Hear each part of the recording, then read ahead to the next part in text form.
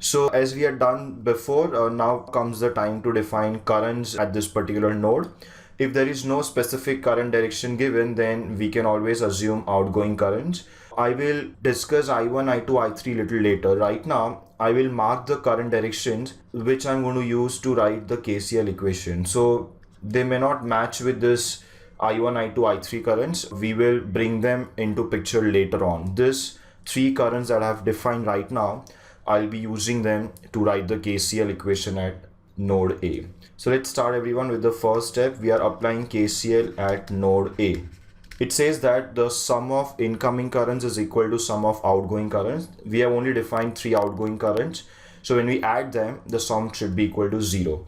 The current in this branch will be nothing but VA minus 120 upon 0.2 plus the current in this vertical branch.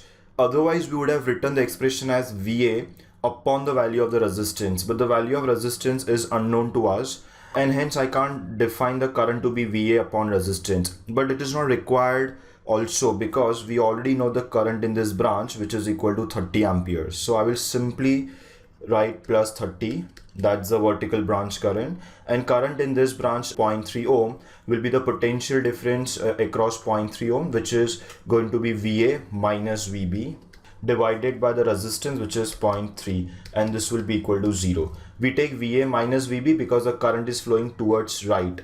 Now when I write KCL at node B, I might define current flowing towards left. In that case, the current expression will become VB minus VA upon 0.3. Please remember that the currents in the same branch but in opposite direction will only differ in minus sign. Their magnitudes will be exactly same. Now if we simplify this equation, we get, you can see the LCM will be 0.2 into 0.3.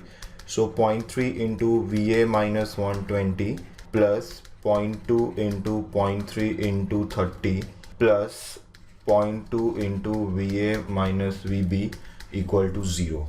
Once we simplify everything again, we'll get the final equation in the form of VA and VB, and this equation will come out to be 0.5 VA, which will be 0.3 plus 0.2, so that's 0.5 VA minus 0.2 VB, and the constant, I'll write it on the other side, will be 34.2. So this becomes first equation in the form of VA and VB. Now if I can get one more equation, then I can solve the two equations simultaneously and obtain the values of VA and VB. So to get the second equation, we will apply KCL at node B. Once again, I'll define three outgoing currents at node B, and sum of these three outgoing currents will be equal to 0. So let's start from this first current, which is flowing in the left hand side direction. You can see this current will be nothing but VB minus VA upon 0.3. So we are now writing KCL at node B. First is VB minus VA upon 0.3 plus the current in the vertical branch will be VB upon the value of the resistance, but once again we don't know the resistance value.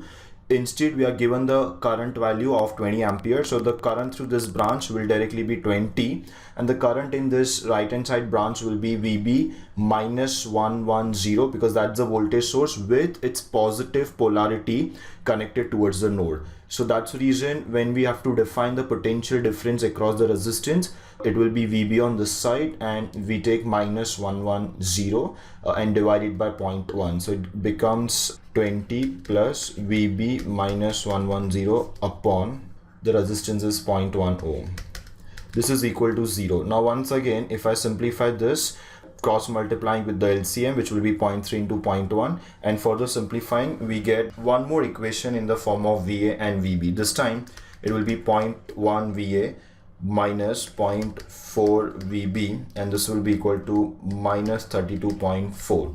So this is the second equation in the form of VA and VB, and let me solve this equation simultaneously to obtain the values of VA and VB. So let us write down the next step. Solving 1 and 2, we get value of VA and value of VB. So one can solve the two equations in calculator and obtain the values of the variables. VA will come out to be 112 volts and VB will come out to be 109 volts. So that's my first answer. We have got the voltages that we had to find.